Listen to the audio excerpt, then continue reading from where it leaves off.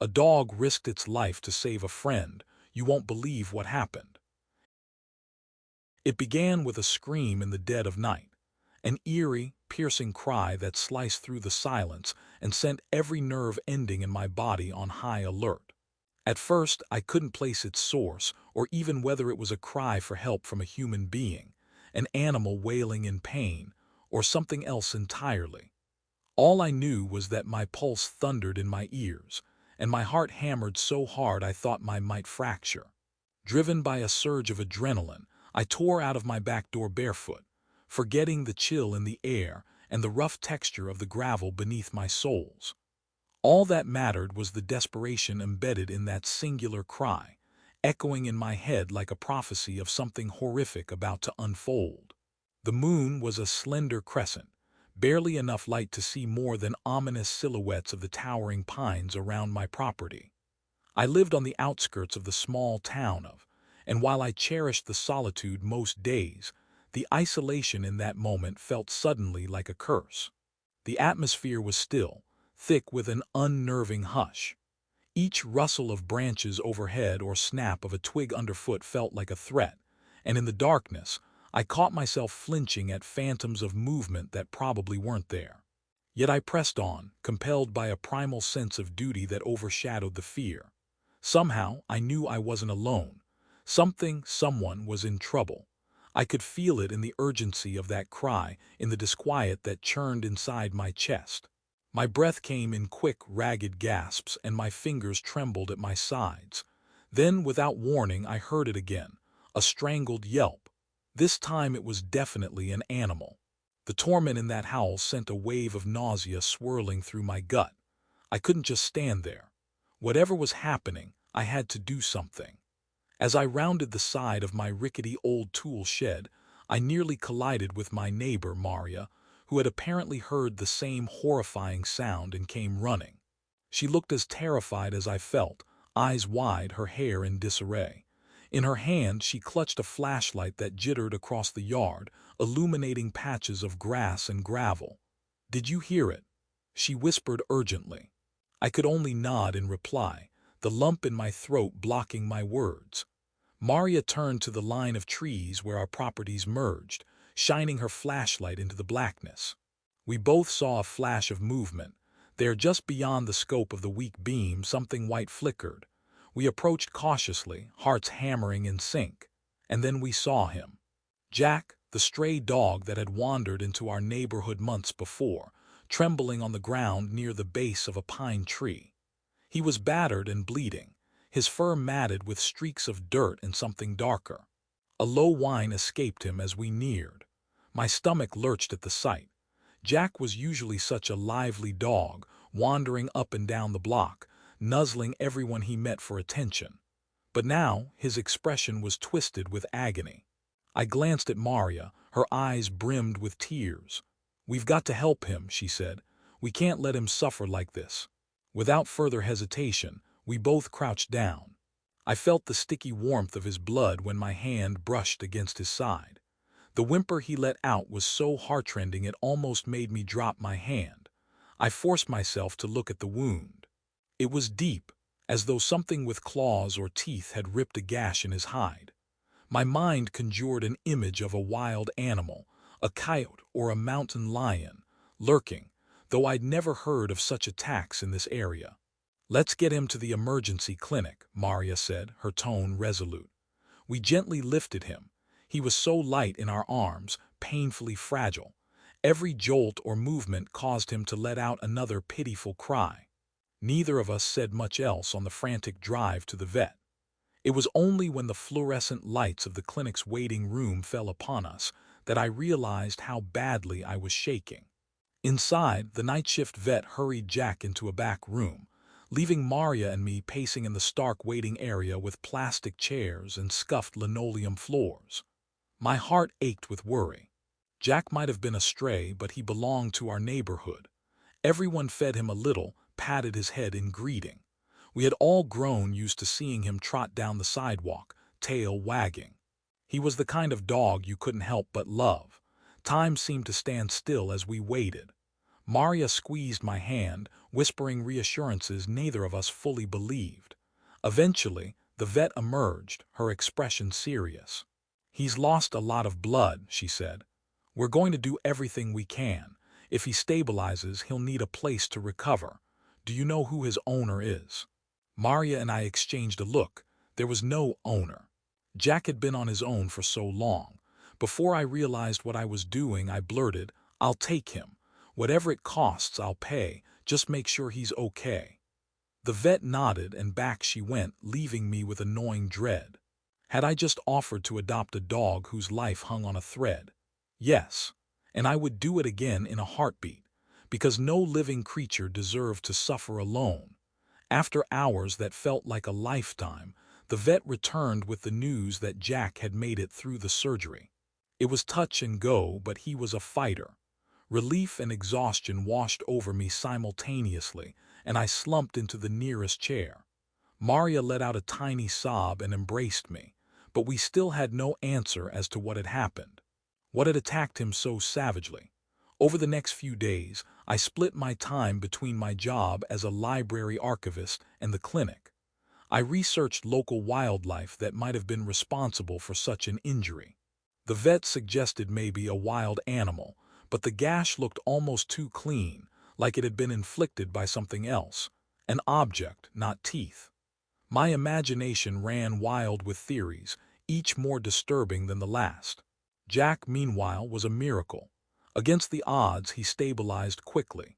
The vet gave him medication for pain and infection, and I spent my evenings sitting beside his kennel, talking to him in a soft voice. He would rest his head against the metal bars and peer at me with those gentle brown eyes. Something in me shifted every time he gazed at me with that quiet trust, as though telling me it was all going to be okay. It was impossible not to feel protective, determined to keep him safe. When the day finally came that the vet allowed me to bring him home, I half expected to see him sulking or trembling from the ordeal. But instead, though he was still weak, he greeted me with a series of soft yips, tail wagging gently behind him. Even injured, he radiated a gentle warmth. I couldn't help but smile as I loaded him into my car. My house had a modest, fenced backyard, not lavish by any means, but it was a far cry from the lonely streets Jack had known. I set up a soft blanket in the living room, not wanting him to exert himself climbing stairs or wandering too far. He hobbled around, sniffing the furniture, exploring corners, making sure everything was safe. Then he settled down by my feet, resting his muzzle on his paws with a content sigh. I felt a comforting sense of home. It was as though I had never truly felt companionship in my house until this moment. The next day, I noticed he was limping more than usual. Immediately, fear spiked in me, but the vet said it was a normal part of healing. I followed the instructions meticulously. Keep him calm, administer the medication, and check his wound regularly. Yet, I sensed he was uneasy, like he couldn't relax fully. Sometimes he would wake with a start, eyes darting around like he was reliving the trauma. My hand on his head would soothe him, but it was clear the memory of that attack still haunted him. Little by little, Jack regained his strength. Every morning, he would greet me with a bright-eyed enthusiasm that left me feeling genuinely happy for the first time in years. I had lost my husband 5 years prior, and though I had friends in the neighborhood, I'd grown used to an undercurrent of loneliness. Jack's presence was filling a void I hadn't acknowledged. He was more than just a dog I had rescued. He was becoming a friend who reminded me there was still hope in the world. Weeks passed. The wound on his side healed to a faint scar, though the fur around it grew back a bit patchy. One breezy autumn afternoon, I stood in the backyard, tossing a tennis ball for him. He bounded after it, still a bit clumsy, but you could see the delight in his stride. Suddenly, he froze mid-run, ears perked at attention, staring off into the distance near the fence line. A low growl rumbled from his throat. I followed his gaze. For a split second, I thought I saw something move in the underbrush, a flicker of shadow, but it disappeared almost instantly. I approached the fence, scanning the dense growth of bushes. A chill danced along my spine. There was no sign of anything now, but Jack didn't ease up. He stood protective and alert beside me, as if challenging an invisible threat. Eventually, I coaxed him back inside, though unease followed me the rest of the day. I reminded myself that the rural area had all sorts of creatures scuttling around. Yet something about Jack's reaction, his sudden tension, made me recall the night of his attack. As the leaves turned golden and crisp, I tried my best to put the unsettling moment behind me. Life gained a comforting rhythm. I'd wake up, feed Jack, go to work, return, and find him wagging his tail, ecstatic as though I'd been gone for years. Even the neighbors were used to him being my dog now. Maria would sometimes come over to visit him, and he'd greet her with wet kisses, as if thanking her for helping save him that night. Then one evening, something happened that shattered that sense of security. I was dozing off on the couch, Jack snoozing beside me, when he bolted upright with a sharp bark. Immediately, I felt that same primal jolt I'd felt when I heard the initial scream in the night. My heart thumped. Jack bounded to the back door, barking frenetically. I tried to hush him, but he wouldn't relent. Taking a flashlight, I peered through the glass into the backyard, seeing only shadows. But Jack scratched at the door, insistent. Cautiously, I stepped outside. The air was cold enough to sting my cheeks. Jack nudged past me, nose low to the ground, following a scent. We moved toward the fence line, and that's when I saw it. A tattered scrap of clothing caught on a nail of the fence. It looked fresh. My mouth went dry. It didn't belong to me or any of the neighbors as far as I could tell. Jack sniffed it, then let out a low growl. My heart pounded so intensely it felt like it might bruise my rib cage. The recollection of his attack throbbed in my memory. Could it be that someone, or something, had returned? But why would there be a piece of human clothing? I tried to piece it together. Could Jack's injuries have been inflicted by a person? That possibility chilled me. But it also explained the almost clean slash on his flank. The vet had said it didn't quite look like an animal's bite. I took the scrap inside, mind spinning with questions. Who would hurt a stray dog so viciously? And what business did they have lurking around my property late at night? For the next few days, I was on edge. I locked my doors and windows, kept Jack close, and scanned the backyard constantly. Sleep became a fragile thing, haunted by nightmares of shadowy figures in the trees. Despite the anxiety, life carried on. I still had my job, still had responsibilities. Jack was a welcome source of emotional support. He seemed to sense my apprehension, offering soft nudges of his muzzle whenever I seemed too lost in dark thoughts. The bond between us grew stronger with each passing day. One early morning, I decided to clear my head and go for a jog around the neighborhood, letting Jack tag along on a leash now that he'd fully recovered. We jogged at a gentle pace, the crisp air filling my lungs and carrying away some of my worries. Jack trotted happily, his ears flopping, tail swishing. We were about halfway around the block when I noticed a tall stranger standing near a row of mailboxes, fiddling with one of the latches. He was wiry with a hunched posture, and he wore a dark jacket that seemed too big for him. Something about him made my stomach knot. There was a nervous, jittery quality to his motions. As Jack and I passed, the stranger's gaze flicked to us. For an instant, our eyes locked. His were a striking shade of pale gray, and there was something unsettling in their emptiness. My heart kicked into overdrive. I offered a curt nod to be polite, but he didn't nod back. He just stared, lips parted as though he wanted to say something but couldn't find the words. Jack whined softly and pressed closer to me, as if he sensed my discomfort. We kept jogging, though my pulse refused to settle. The hairs on the back of my neck prickled with the certainty that this man was watching our every move. When we turned the corner, I risked a glance back. He was still there, but now he'd stopped fiddling with the mailbox and was peering around it, staring in our direction. It occurred to me then that I'd never seen him around town before. I knew most everyone especially those who lived in the same few blocks, but this man was a stranger, and from the chill that coursed through me, I strongly suspected he wasn't just passing through. That evening, as I scrolled through social media on my phone, trying to distract myself from my growing sense of unease, I noticed a local community alert posted by one of the neighbors. Suspicious man seen lurking near woods. My throat tightened. The post described a tall, wiry individual with a dark jacket, possibly a hood or beanie over his head. Different neighbors claimed they'd spotted him wandering around at odd hours, sometimes peering into yards or approaching mailboxes and backyard fences. Among the comments, a few claimed their dogs had been barking incessantly at night.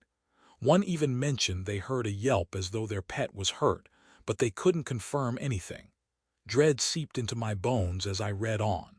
It felt as if every incident was interconnected: Jack's attack, the scrap of cloth on my fence, this stranger stalking through the streets.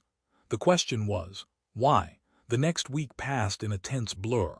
Jack and I followed our usual routine, but I was hypervigilant. I saw fleeting glimpses of that man now and then, once loitering near the grocery store's parking lot, another time at the far end of a quiet street. Each time I caught his gray eyes on me and my heart would drop. I began to suspect I was being followed. But to what end? And what could I do about it? One night, as darkness blanketed the town, I found myself unable to sleep.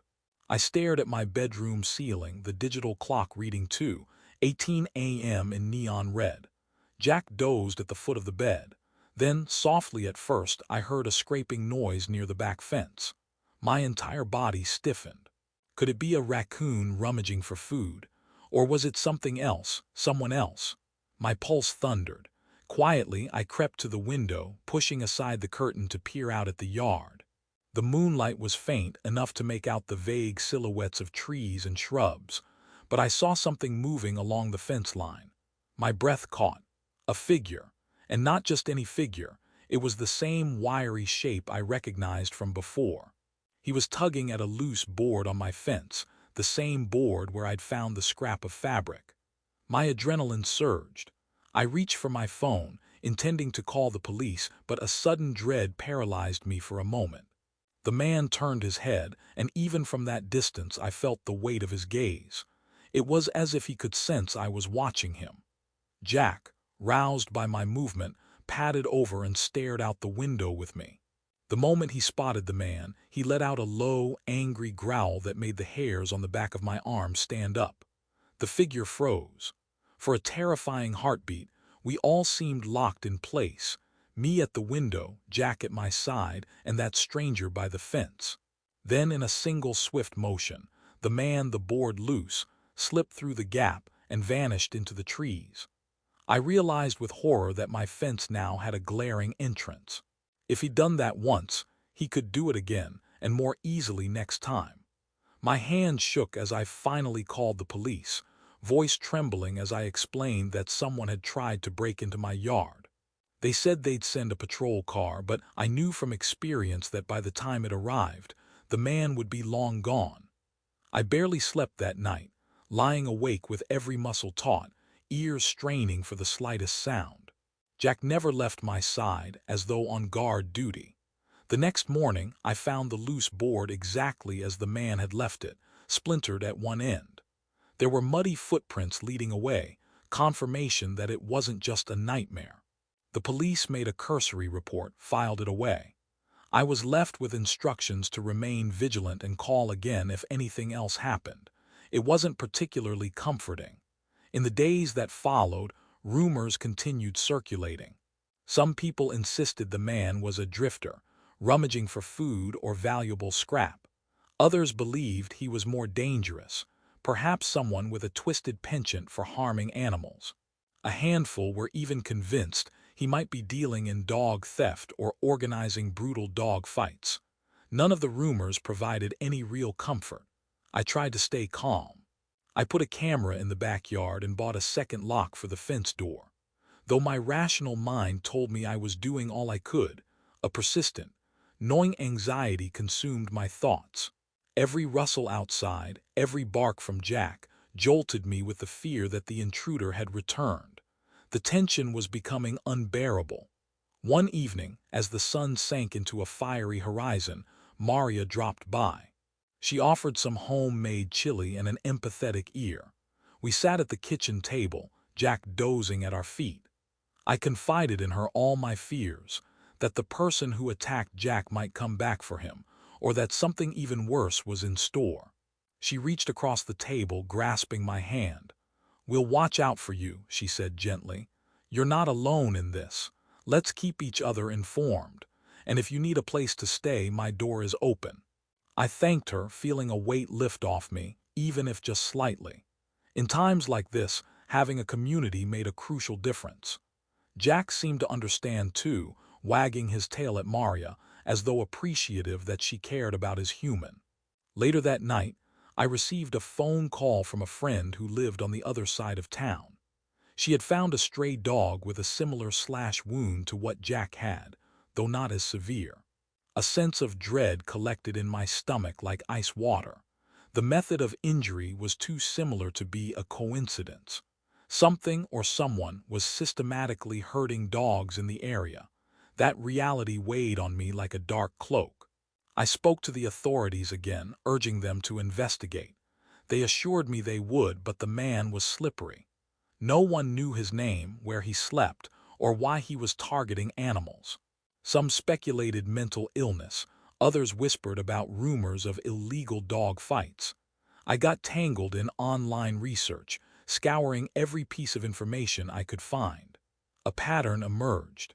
Sporadic sightings of a man with pale gray eyes, always followed by a dog found injured or missing. It was so horrifying it almost felt surreal. Then, one crisp autumn night, everything came crashing down in a way I could never have anticipated. I woke to Jack barking, not his usual bark but something feral, laced with desperation. Adrenaline spiked through me. I raced to the living room and found the back door slightly ajar. In a heartbeat, my mind reeled. I was certain I had locked it before bed. My heart slammed in my chest as I grabbed a flashlight and hurried outside. "Jack!" I yelled into the darkness, my voice trembling. The yard was deserted, quiet except for the rustling of leaves. Panic clawed at me. He had to be out there. Maybe he'd chased after an intruder.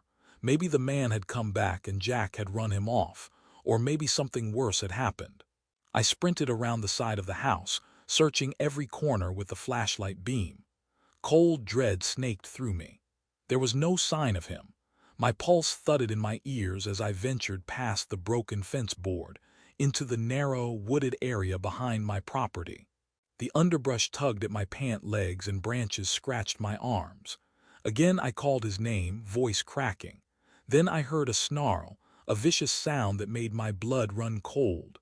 It was close. I stumbled toward it, shining my flashlight ahead. My heart lurched as I caught sight of a horrifying tableau. The wiry stranger, the man with the pale gray eyes, had Jack pinned to the ground, one hand clutching a rope around Jack's neck, the other raised as though brandishing a blade. Jack snarled and snapped, struggling mightily, but the man was applying brutal force. Time seemed to slow, my mind reeling as a surge of protectiveness overpowered my fear. I barreled forward, screaming, "Get off him!" My voice was raw. The man turned, his eyes gleaming in the flashlight's glow. The madness there was chilling. For a moment he looked as if he might lunge at me. I glimpsed a glint of metal in his hand. He hissed some guttural expletives, then abruptly yanked the rope. Jack let out a pained yelp that cut through my heart like a knife. I didn't hesitate. I swung the flashlight, striking the man's arm. He let out a growl of pain, releasing Jack for just a second, long enough for Jack to scramble free and leap back, teeth bared. I braced myself for the man's retaliation, but in that split second, he seemed to realize he was outnumbered. Jack was cornered, but he had me at his side. The man's pale gray eyes flickered with rage, then he bolted into the deeper darkness of the woods. I didn't dare chase him. My priority was Jack. My hands shook violently as I dropped to my knees beside him. He licked my face, trembling, and I patted his fur, checking for injuries. Aside from some fresh scrapes and a nasty rope burn around his neck, he seemed okay, shaken, but alive. Relief and terror warred within me, tears stinging my eyes. At that moment, all I could do was hold him and whisper, "It's okay. We're safe now," though I wasn't entirely sure I believed it. I called the police again, my voice ragged, explaining that the man had assaulted my dog in my own backyard. Officers came, took a statement, promised to increase patrols. Still, there was a hollow feeling in my gut that I was on my own.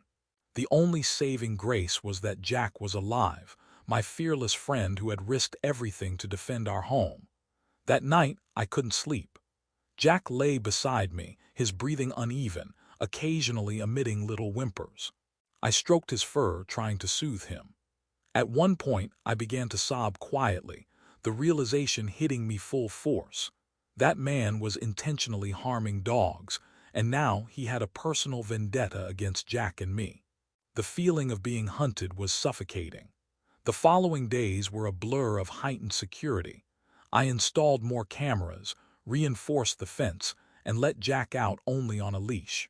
I confided in Maria and other neighbors, who formed a sort of watch group. But none of us could forget that the man was still at large. What came next was a mixture of tragedy and heroism, so potent that it would bond Jack and me in a way I could never have imagined. Several nights later, despite all the precautions, a storm descended on an angry swirl of wind and rain. The power flickered, then died, plunging my home into darkness. I lit a few candles, phone clutched in my hand for reassurance. Jack was uneasy, pacing from room to room. Outside, thunder growled like a wounded beast. Lightning flashed, illuminating the yard for heartbeats at a time.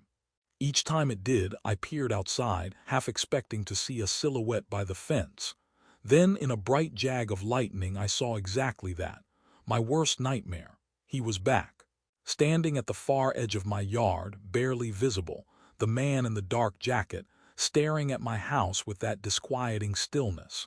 A jolt of fear shot through me. The intensity in his posture suggested he was waiting, calculating.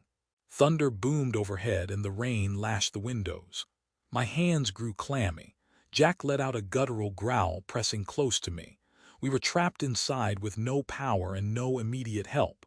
My stomach twisted. Should I call the police again? Could they even get here quickly in this storm? The lines might be down. The roads might be flooded. I stumbled to the back door, double-checking the locks, ensuring everything was secure. My breath fogged the glass as I pressed my face against it, searching the yard. Another crack of lightning, and he was closer now, halfway across my lawn. My heart hammered so violently I thought I might faint. Slowly, methodically, the figure reached the fence gate, rattled it, tried to push it open. "No," I breathed. I turned the lock knob again, verifying it was set. Jack barked, loud and threatening, as if to warn the man to back off. The figure paused, his face hidden in the storm's chaos. For a second, I hoped he might just turn and leave. But then a sharp series of thuds reverberated against the back door. He was pounding on it, maybe trying to break the glass. My mind spun. The sound of the wind, the pounding rain, and the man's assault on the door merged into a cacophony of panic. I grabbed a baseball bat I kept behind a cabinet. Jack's barks became frenzied, and I had to step in front of him to keep him from throwing himself at the door. Crash! Glass shards flew as the man smashed a window near the door handle. My scream caught in my throat as I swung wildly with the bat. He ducked away, but now there was a hole in the glass, big enough for him to reach in. Jack barreled forward, teeth snapping at the intruder's arm. The man cursed, yanking his hand back. For a moment all I heard were the howls of wind and the savage barks from Jack, echoing in the darkness. I fumbled for my phone, hands shaking uncontrollably, punching in 911. The call dropped as the power lines flickered outside. Despair knifed through me.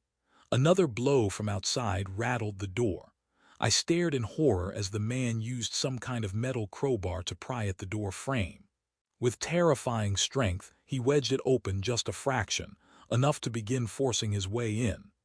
Jack launched himself at the crack, snapping at the intruder's hand, but the man kicked the door, sending Jack skidding back across the wet tiles.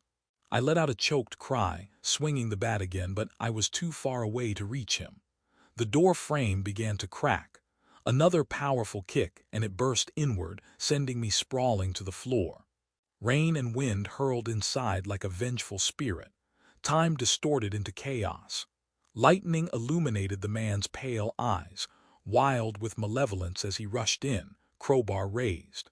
Jack recovered in an instant, charging with a fierce snarl. The man swung at Jack, the metal catching him in the shoulder. Jack yelped and momentarily dropped to the ground. My heart wrenched in my chest. Rage replaced fear. I screamed, a raw, guttural sound bringing the bat down on the man's wrist. He bellowed, dropping the crowbar with a clang. Outside, thunder shook the walls. We wrestled in the gloom, me trying to keep him away, him trying to get closer, arms grappling for leverage. Jack, despite his injury, sank his teeth into the man's calf. Pain and fury twisted the man's features into something almost unrecognizable. He kicked Jack again, hard enough that I heard a sharp yelp and a whine that stabbed my soul. "No," I shrieked, swinging the bat again. This time I missed it. My momentum sent me stumbling forward. The man seized the opportunity, grabbing me by the collar of my shirt and hurling me to the ground. My skull collided with the tile and stars exploded behind my eyes. Disoriented, I tried to crawl away, but he pinned my arm with his knee. Suddenly, Jack launched himself at the man's torso. In a furious scramble, he latched onto the man's jacket, teeth tearing into the fabric, snarling with a ferocity I had never seen before. The man let out a strangled scream as Jack's jaws found purchase, sending him toppling off me. I gasped for air, struggling to regain my footing. We were soaked from the rain pouring in, and the metallic taste of blood filled my mouth where I'd bitten my lip. Lightning flared, revealing a twisted scene. Broken glass, water pooling on the floor, the intruder thrashing to free himself from Jack's relentless bite. I staggered upright, my breath ragged and desperate. Every muscle in my body ached, but I couldn't let Jack fight alone. I grabbed the crowbar, my fingers slick with rain and sweat. As the man managed to shove Jack away, I swung with all the force I had. The blow landed on the man's side. He howled, stumbling backward. I knew I should try to subdue him, but fear and adrenaline left me trembling. He took one look at us, this battered woman and the snarling dog, and seemed to waver. For a moment, I thought he might lunge again, but something changed in his eyes. Maybe he realized we were too difficult a target. Maybe he heard distant sirens. Or maybe he feared for his life, seeing an animal who refused to give up, even at the cost of its own blood. With a ragged grunt, he bolted out the door into the storm, disappearing into the night. I dropped to my knees beside Jack, who was panting heavily. Lightning flashed, revealing the ugly bruise on his shoulder and an ominous smear of blood near his paw. My heart hammered with gratitude that he was still breathing. "Jack," I whispered, tears mixing with rain, "you saved me." He nuzzled against my hand, his eyes full of trust and love, even amid the chaos. My entire being felt flooded with emotion. That dog, once a stray with a life-threatening wound, had put everything on the line to protect me. The magnitude of that act was overwhelming. Moments later, a police car screeched to a stop in front of the house, lights flashing red and blue through the sheets of rain. Officers rushed in, took in the scene of destruction, glass shards crunching underfoot. An ambulance was called to check on me, but I insisted they also examine Jack. One of the officers, a dog lover, carefully assessed him, confirming that while he was injured, he should pull through with proper care. Relief made me sag against the wall, soaked to the bone, tears finally allowed to flow freely. They combed the area, searching for the intruder, but once again he vanished like a ghost. What he left behind was a testament to how far desperation and cruelty could drive someone. Forensic teams scoured footprints, broken glass, stray bits of fabric. The official suspicion was that he was behind the series of dog attacks. My ordeal all but confirmed it. The local community was put on high alert. Patrol cars would ramp up nightly rounds. During that aftermath, as I clutched Jack, the gravity of what he'd done to defend me settled over me like a blanket. This stray dog, who had once been left to die on a cold night, had given me more love and protection than I could have ever expected from another human being. It wasn't just loyalty, it was a kind of courage that exceeded simple canine devotion. He had risked his life for me, just as I had tried to save him. We were bound by a powerful mutual rescue. In the days that followed, Jack limped around the house with a bandage on his shoulder. I kept a close eye on his injuries. The local vet treated him again, free of charge this time. Everyone had heard about his heroic act. Soon, rumors blossomed on social media, turning into a viral local news story. It wasn't just the horrifying break-in that captured people's attention, but Jack's incredible bravery. People wrote messages of support, offering donations for his medical bills, sharing images of him with words like hero and guardian.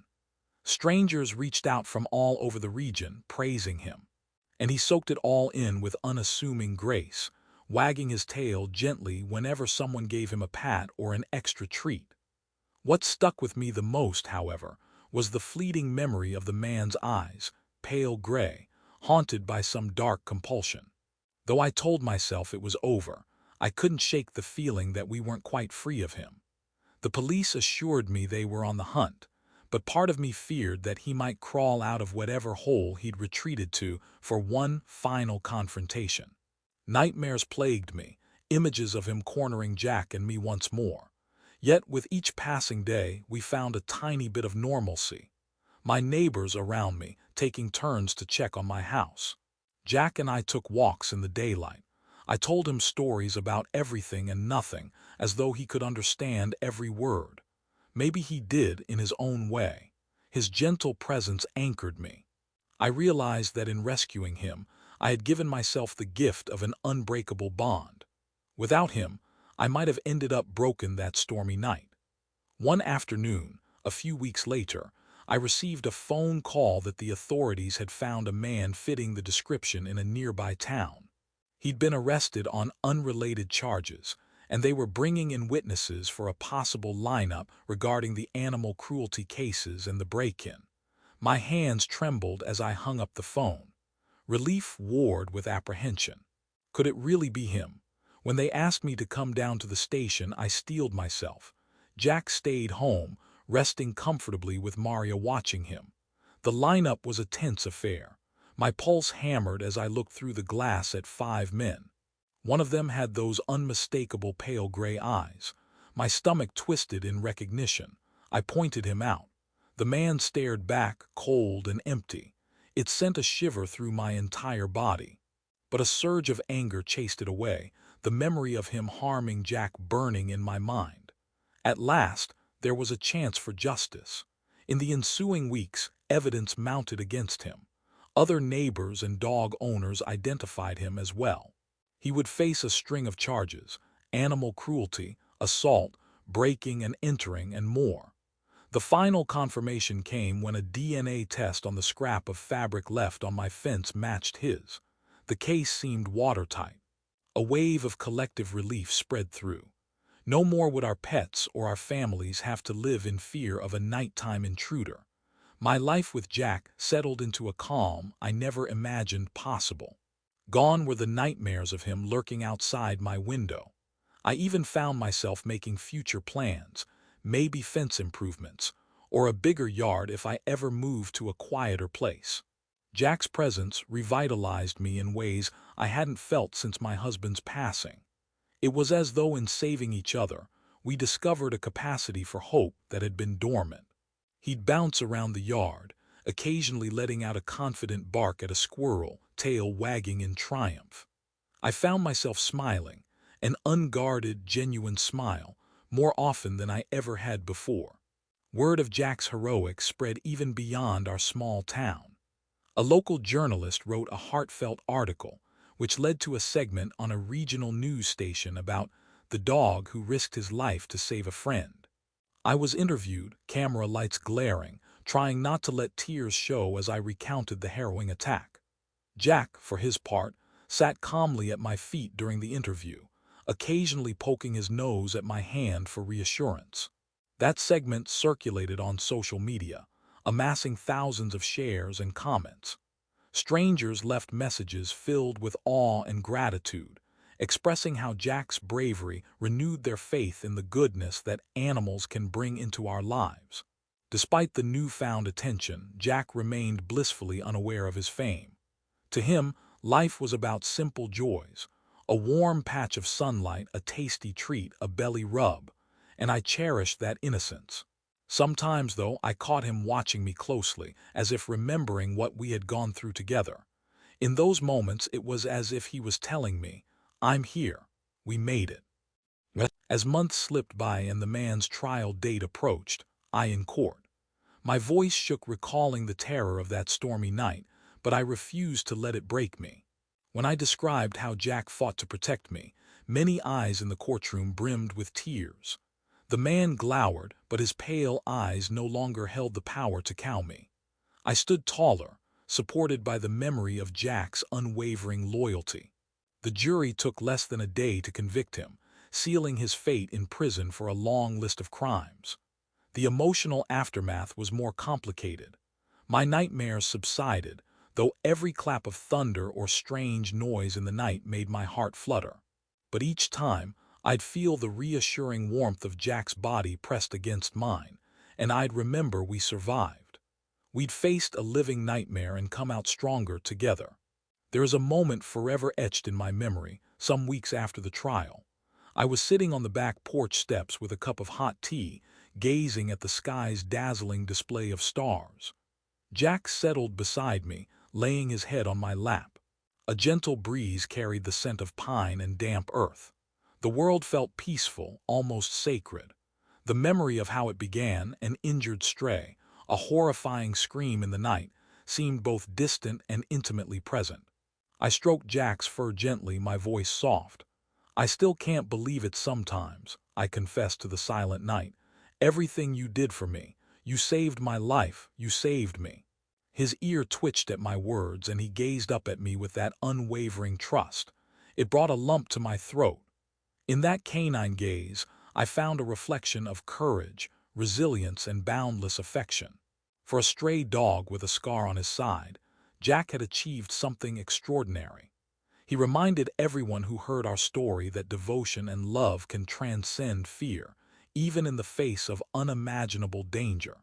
Through fangs and fury, he'd confronted the worst of humanity, and in doing so, he illuminated the best of what we can share: loyalty and protection for those who matter. To this day, I'm often asked how I repaid Jack for his heroic act. I tell them the truth. No amount of treats, toys, or comfortable dog beds can truly repay what he gave me. He didn't just defend my life. He revived my faith in it. After losing my husband and facing the creeping solitude of everyday existence, Jack showed me that love can sprout from the most unexpected places, that purpose can be found in nurturing and protecting another living soul. There's a plaque in my living room now, given to us by a local rescue organization, in honor of Jack, the hero dog who risked it all. It's more than a token. It's a symbol of resilience, reminding me how Jack brought our neighborhood together, how neighbors became vigilant friends, and how strangers sent messages of support.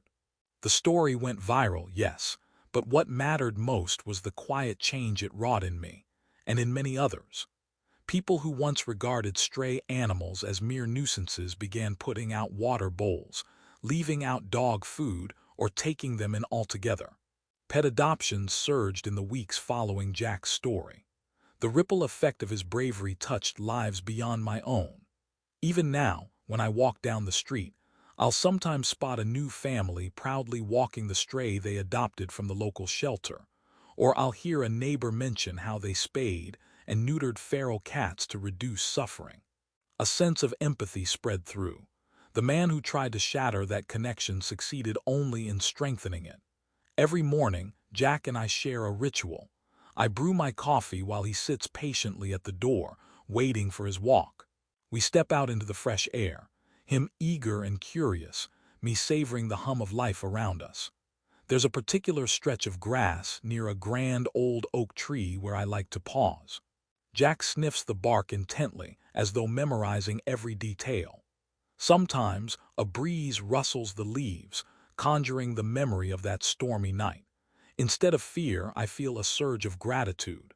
Jack catches my mood, his tail wagging gently, and we move on, side by side.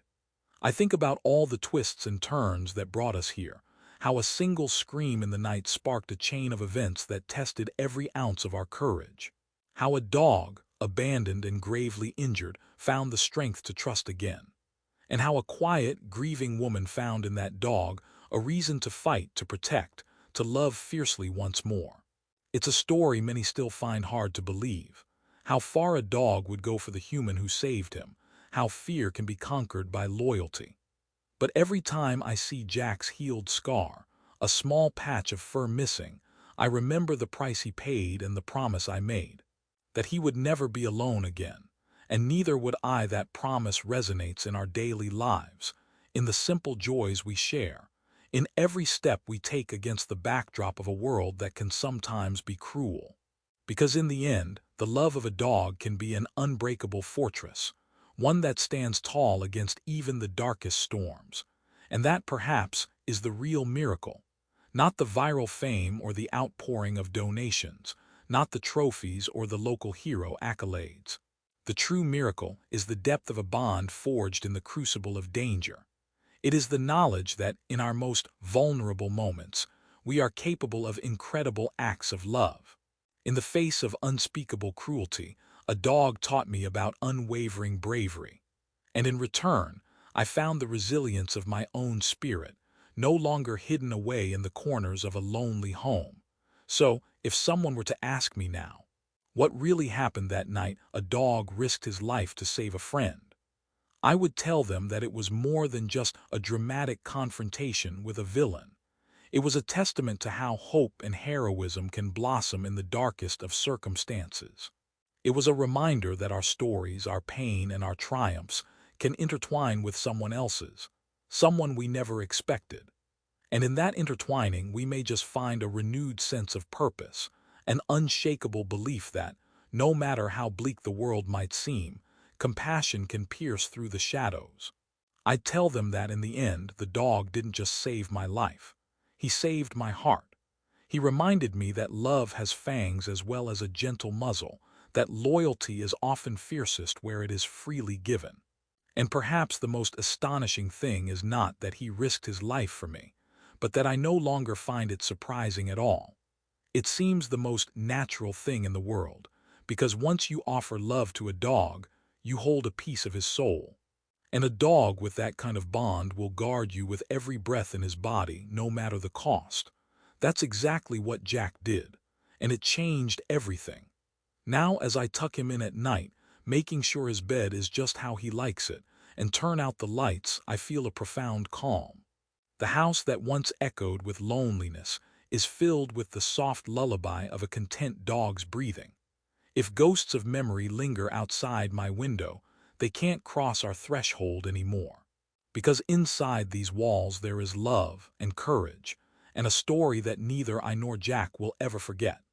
And in that story, it was Jack who ultimately showed me the path forward, proving that real friendship can banish the deepest fears and scars, turning tragedy into triumph and stranger into family.